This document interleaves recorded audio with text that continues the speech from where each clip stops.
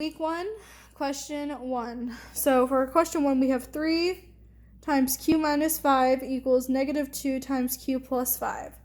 So, Neil, we're going to be solving the problem for q.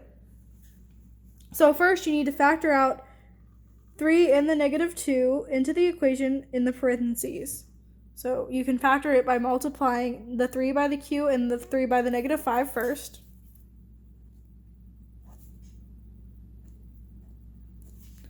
And then and then you put the equal sign, and then now you're going to multiply the negative 2 into those things. So negative 2 by q and negative 2.5. And minus now 10. Yeah.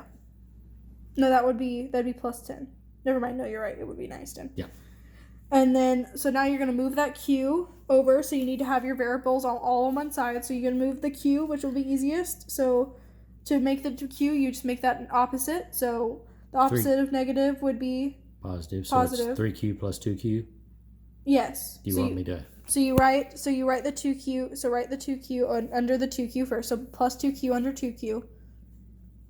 Okay. And now you can just cross that out, both of them, at the same time. Okay, that works.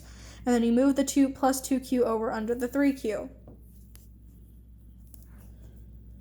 Okay. And then